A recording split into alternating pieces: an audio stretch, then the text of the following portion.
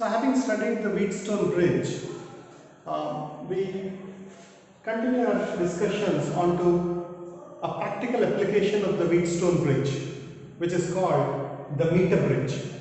So a meter bridge is a device that's commonly found in physics labs, and it's chiefly used to find an resistance value of an unknown resistor. So the way the meter bridge appears is it has a wire whose resistance per centimeter is known beforehand, and we have 100 centimeters of such a wire, exactly 1 meter of the wire stretched out between 2 points B and C, which end at 2 right-angled metallic clamps. The other ends of point B and C are connected to a voltage source. Between the other ends of the metallic clamp and a metallic strip that is part of this device is connected the resistance R, which is unknown. So resistance R is the unknown resistance, and at the other end, between the metallic clamp here and this metallic strip, there is another resistance of a known quantity, S ohms, that's connected.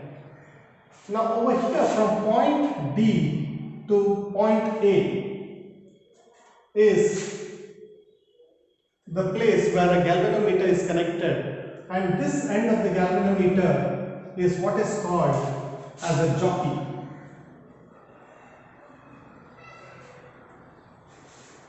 So typically the word jockey comes from the person who rides a horse, right? And this is a similar kind of a device, except that this end of the device is riding on the wire over here, which means you can actually move this across any point along the length of this 1 meter wire.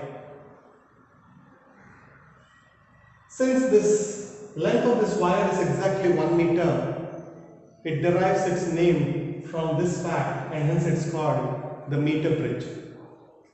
Now you might have recalled the Wheatstone bridge that we had earlier used to arrive at this equation, where R4 was the unknown resistor, and we said R4 is equal to R3 into R2 divided by R1. Where we said R3 is a variable resistor and R4 is the unknown resistor.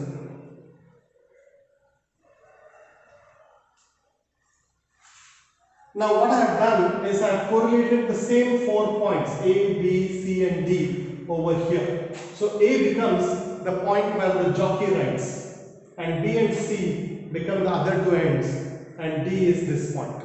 So R is where the unknown resistor is connected, and we know that the resistance as we move, once everything is connected and we close the circuit, we start moving this jockey along the length of this wire till it reaches some point which we call A, at which point the deflection in the galvanometer is 0, which means there is 0 current flowing through the galvanometer at that point of time.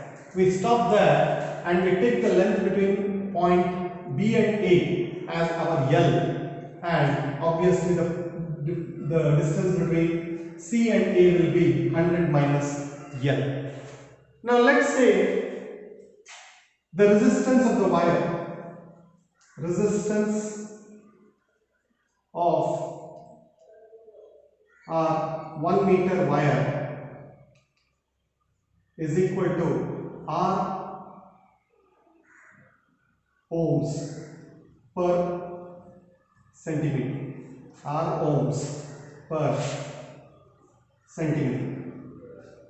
Then the resistance here, resistance between points B and A will be equal to R into L, and the resistance across points AC will be equal to R into 100 minus L.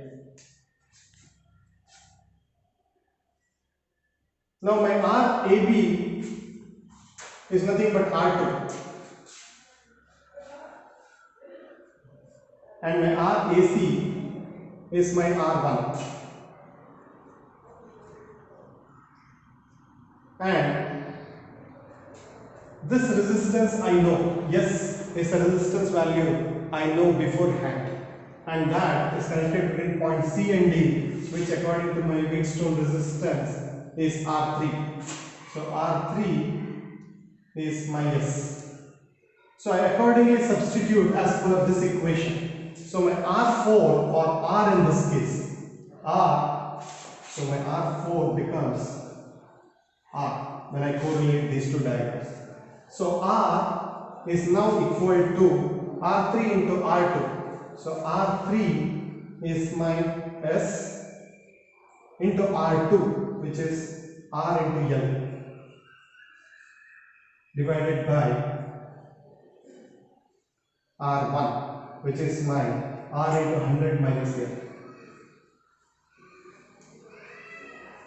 So R and R cancel out. So what I am left with is S L by 100 minus L. So R is equal to SL into 100 minus L. So it's a practical device based on the Wheatstone bridge application, Wheatstone bridge idea, that helps us determine an unknown resistor's resistance value. Ideally, to avoid errors, the value of S should be selected in such a way that this point A roughly falls midway between the meter wire. The closer it falls to the midpoint, the better the value of R that you will be able to determine using this particular equation. A potentiometer is yet another practical device which follows on the lines of the Wheatstone bridge and the meter bridge, and it's more applicable to help us deal with the electromotive forces of batteries. So similar to the design of the meter bridge, a potentiometer basically consists of a long wire A to C. It could be several meters long.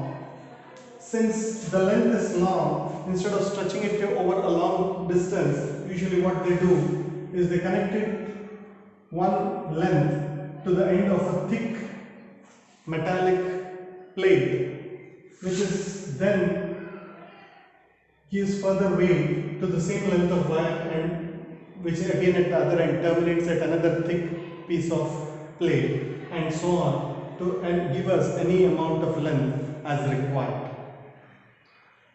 It also has a key K and a variable resistance R along with its own set battery B, and this particular schematic that I put on the board is basically a utilization of the potentiometer to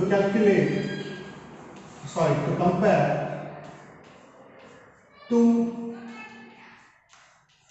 EMFs of two different batteries. So I have connected two batteries with electromotive forces epsilon 1 and epsilon 2 to this particular potentiometer. The two batteries are connected to a two-way switch such that at any point of time I can either keep this circuit active or this circuit active. Emanating out of the two-way switch is connected to a galvanometer, which is then connected to a jockey which can ride on the wire to help me determine a particular length when the deflection in the galvanometer will be 0. So initially I connect, I turn the two-way switch such that electromotive force of epsilon 1 circuit is active. I now move my jockey such that the deflection becomes 0. Once the deflection is 0, the length L1 from A to this point is measured. Now, if I consider phi to be the potential drop per unit length of the wire, if the potential drop is phi, then using Kirchhoff's voltage law, I can determine that phi into L1 is what I just determined, plus 0, which is the voltage at the galvanometer, minus epsilon 1, which is the other electromotive source of voltage in my path of current flow, to be equal to 0. Similarly, when I change the switch to make this circuit active and find out, let's say L2, at which again current becomes 0, I get phi L2 minus epsilon 2 to be 0. From these two equations, I can easily find out my ratio L1 by L2 should be equal to epsilon 1 by epsilon 2. So this is a very easy way to compare two different batteries, to compare the electromotive forces of two different batteries by equating them to the ratio of their lengths that we determine using the potentiometer.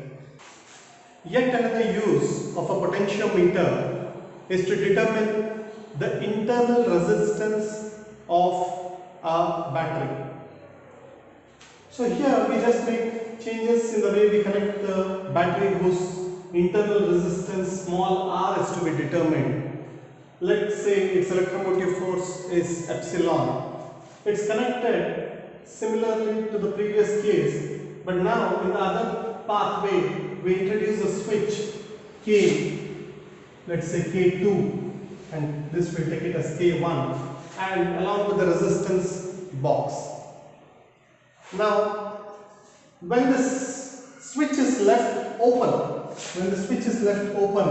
this pathway does not experience any flow of current, and all the current that's flowing is through this particular pathway. Now in that case, we find out that epsilon, we get it as phi L1. Remember, phi is defined as the potential drop per unit length of the wire used in the potentiometer. So we again use the galvanometer to move it across the wire slowly till we get 0 deflection. Then L1 is the distance from A to the point where the jockey has come to a stop. So phi L1 gives us epsilon. Now if I close the switch over here, now current flows through this path and I vary the resistance to some set value R given by capital R in the resistance box, and I again move the jockey so that I get the balance or the null effect at length L2. Now the voltage V of the main source is given by phi L2. Now based on the previous calculations, we can easily find out that epsilon by V should be equal to L1 by L2. But we know epsilon is I into the sum of the internal resistance and the external resistance, and V is equal to I into R, where I is the current flowing through the circuit in both the cases.